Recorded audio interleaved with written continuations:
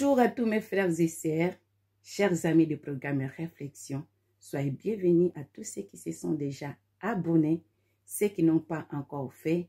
En tout cas, je vous invite à vous abonner massivement car ce programme nous fait énormément de bien.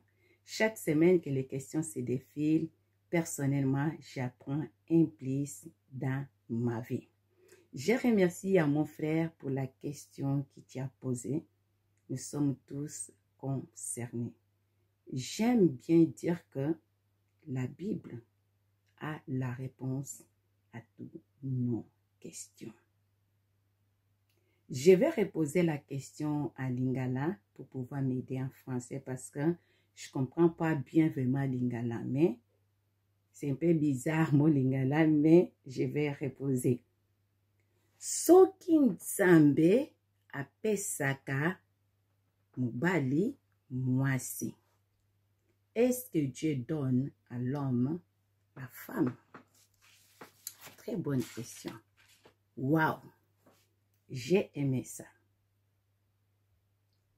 Pour mieux comprendre, nous allons dans le livre de Genèse chapitre 2, versets 21 à 23. La Bible nous dit ceci. Alors l'Éternel Dieu plongea l'homme dans un profond sommeil. Pendant que celui-ci dormait, il prit une de ses côtes et rafferma la chair à la place. L'Éternel Dieu forma une femme de la côte qu'il avait prise de l'homme. Il l'amena à l'homme. Alors l'homme s'écria, « Voici bien cette fois celle qui est os de mes os, chair de ma chair. » On la nommera dans d'autres traditions, on l'appellera femme car elle a été prise de l'homme. Mes frères et sœurs bien-aimés, je vais partager ce que le Seigneur a déposé dans mon cœur concernant ces versets. Et quelqu'un aussi peut se poser des questions, peut me poser cette question. Ça, c'est l'Ancien Testament. Ça n'a rien à voir concernant la question qui nous était posée aujourd'hui. Ce n'est plus valable dans nos temps aujourd'hui, ce que Dieu a fait avec Adam. Nous allons découvrir ensemble. Dans ces versets, j'ai constaté quelque chose de très merveilleux. Des acteurs principaux. La première personne, c'est Dieu, créateur et acteur. La deuxième personne, Adam, qui est co-acteur avec Dieu. Dieu amena la femme à Adam. Mais ce n'est pas Dieu qui a parlé. C'est Adam qui a parlé. Voici cette fois-ci l'os de mes os, la chair de ma chair. C'est Adam qui a découvert en Ève, s'est retrouvé en Ève par laquelle les deux sont l'image et la ressemblance de Dieu. C'est-à-dire qu'il y a la part de Dieu, il y a la part de l'homme. Frère, papa, ce n'est pas le Saint-Esprit qui va se déplacer. Ce n'est pas le Saint-Esprit qui va aller en vision, en rêve, à parler avec cette femme. C'est toi qui es à terre, à terre, qui va se déplacer. Vous allez prendre des moyens de transport, soit les bus, soit les trains, soit l'avion, peu importe, pour aller parler avec cette femme par laquelle tu veux épouser et faire devenir la femme ou la mère de tes enfants. C'est toi qui vas faire les démarches pour aller parler avec les parents, la famille de cette femme. C'est toi qui vas aller chercher les dossiers nécessaires pour que cet mariage puisse aboutir jusqu'à la fin. Soit à la mairie, soit à l'église, soit à la famille. Il y a la part de Dieu, il y a la part de l'homme. Mais je vais ouvrir une petite parenthèse et je la ferme rapidement. homme qui croit au pas entier a la liberté de faire son propre choix sans que Dieu soit l'auteur. Je ferme pour ne pas sortir. Mais par contre, toute personne qui a crié, qui a reçu Jésus-Christ comme seul Seigneur et Sauveur, on l'a donné le pouvoir de devenir enfant de Dieu. C'est-à-dire que tu es en collaboration à celui qui est le créateur,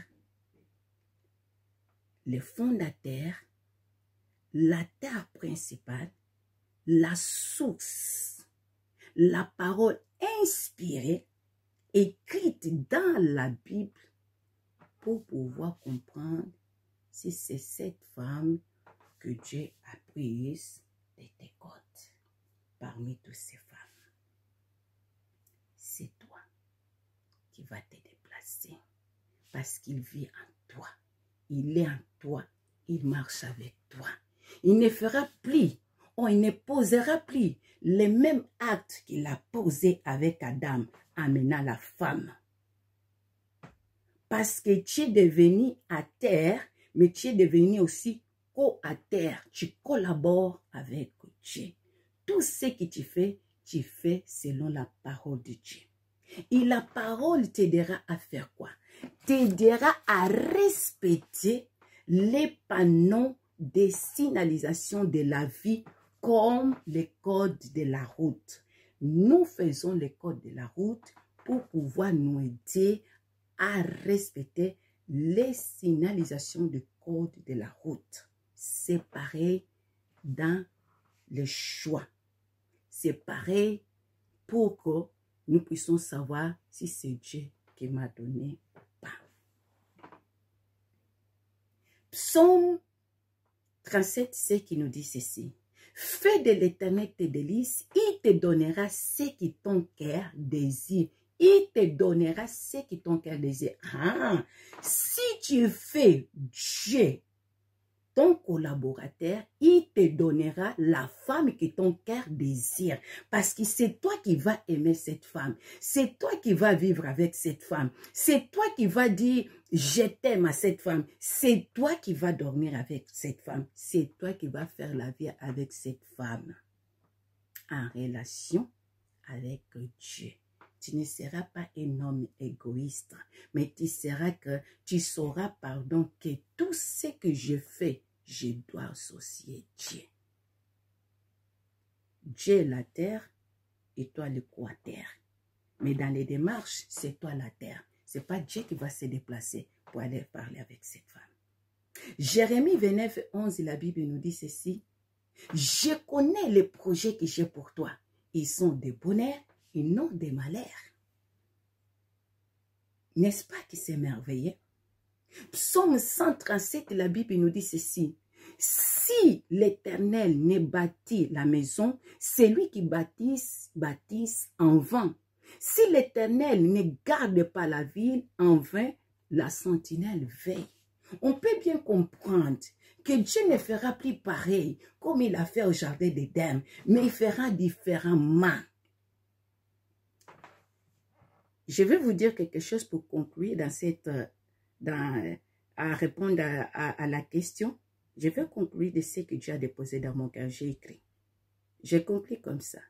Dieu ne posera plus les mêmes actes comme il a fait dans le jardin d'Éden. Mais qu'est-ce que Dieu a fait? Il t'a donné, il tient en possession tous les outils nécessaires, à commencer par la sagesse, maturité, pour comprendre, reconnaître et être convaincu que c'est lui qui t'a donné cette femme.